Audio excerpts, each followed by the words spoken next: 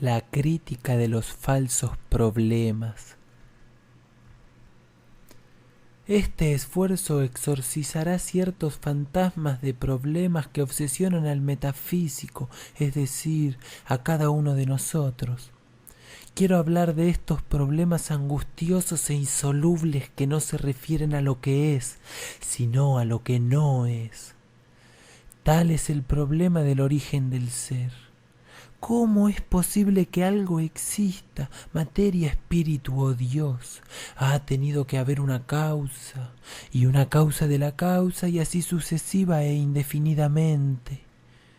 Nos remontamos por tanto de causa en causa, y si nos detenemos en alguna parte, no es para que nuestra inteligencia no busque nada más allá, es que nuestra imaginación termina por cerrar los ojos como sobre un abismo para escapar al vértigo. Tal es todavía el problema del orden en general. ¿Por qué una realidad ordenada, donde nuestro pensamiento se encuentra como en un espejo? ¿Por qué el mundo no es incoherente? Afirmo que estos problemas se refieren a lo que no es, más que a lo que es. En efecto, nunca nos sorprenderíamos de que algo exista, materia, espíritu, Dios, si no se admitiese implícitamente que podría no existir nada. Nos figuramos, o mejor, pensamos que nos figuramos que el ser ha venido a colmar un vacío y que la nada preexistía lógicamente al ser. La realidad primordial, se llame materia, espíritu o Dios, vendría entonces a sobreañadirse, y esto resulta incomprensible. Asimismo, no nos preguntaríamos por qué existe el orden si no creyésemos concebir un desorden que se habría plegado al orden, el cual, por tanto, le precedería al menos idealmente. Por tanto, el orden necesitaría ser explicado mientras que el desorden, existiendo de derecho, no exigiría explicación. Ese es el punto de vista donde nos arriesgamos a permanecer mientras que solo se trata de comprender. Pero tratemos, además, de engendrar. No podremos hacerlo, evidentemente, más que por el pensamiento. A medida que dilatamos nuestra voluntad, a medida que tendemos a reabsorber en ella nuestros pensamientos y a medida que simpatizamos cada vez más con el esfuerzo que engendran las cosas, estos problemas formidables retroceden, disminuyen, desaparecen. Porque sentimos que una voluntad o un pensamiento divinamente creador está demasiado lleno de sí mismo, en su inmensa realidad, como para que la idea de una falta de orden o una falta de ser pueda por ello sola hacerlos aflorar. Representarse la posibilidad del desorden absoluto y con mayor motivo la nada sería para ese pensamiento equivalente a decir que hubiera podido no ser del todo y habría ahí una debilidad incompatible con su naturaleza, que es fuerza. Cuanto más nos orientamos hacia ella, tanto más nos parece anormal y mórbida la duda que atormenta al hombre normal y sano. Recordemos al escéptico que cierra una ventana, vuelve luego a verificar el cierre, verifica después su verificación y así sucesivamente.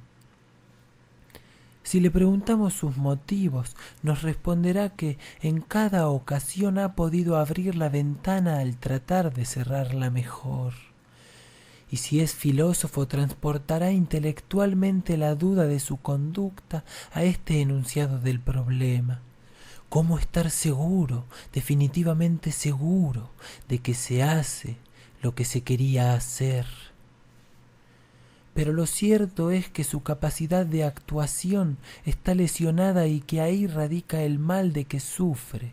No tenía más que una semivoluntad de realizar ese acto, y por eso el acto realizado no le deja más que una semicertidumbre. Ahora bien, ¿Resolveremos nosotros el problema que ese hombre se plantea? Evidentemente no, porque no nos lo planteamos. Ahí radica nuestra superioridad. A primera vista yo podría creer que hay más en él que en mí, puesto que tanto uno como otro cerramos la ventana y que él se plantea además una cuestión filosófica, mientras que yo no me la planteo. Pero la cuestión que se añade en él a la tarea hecha no representa en realidad más que lo negativo. No un más, sino un menos, es decir, un déficit de volición. Ese es exactamente el efecto que producen en nosotros algunos grandes problemas cuando nos situamos en el sentido del pensamiento generador. Tienden hacia cero a medida que nos acercamos a él, puesto que no representan más que la distancia entre él y nosotros. Descubrimos entonces la ilusión de quien cree hacer más planteándolos que no planteándolos.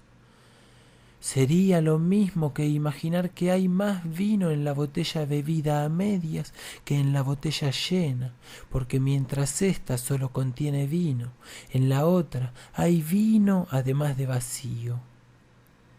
Pero desde el momento en que intuitivamente hemos percibido lo verdadero, nuestra inteligencia se endereza, se corrige, formula intelectualmente su error. Ha recibido la sugestión, proporciona el control. Como el buzo va a palpar al fondo de las aguas los restos que el aviador le ha señalado desde lo alto del aire, así la inteligencia, sumida en el ambiente conceptual, verificará punto, por contacto, analíticamente, lo que ya había sido objeto de una visión sintética y supraintelectual.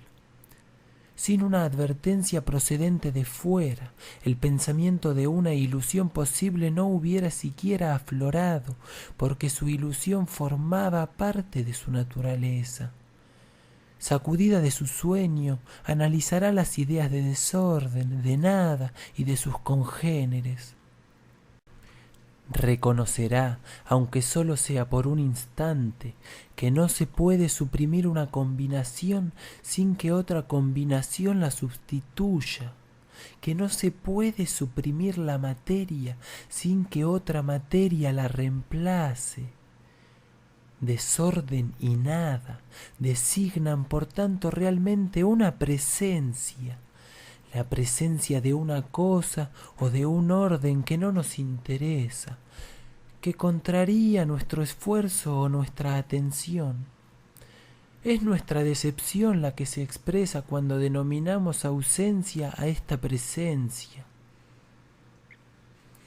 A partir de este momento, hablar de la ausencia de todo orden y de todas las cosas, es decir, del desorden absoluto y de la nada absoluta, equivale a pronunciar palabras vacías de sentido, flutus vocis, puesto que una supresión es sencillamente una sustitución considerada por una sola de sus dos caras, y puesto que la abolición de todo orden y de todas las cosas sería una sustitución de rostro único, idea que tiene justamente tanta existencia como la del cuadrado redondo.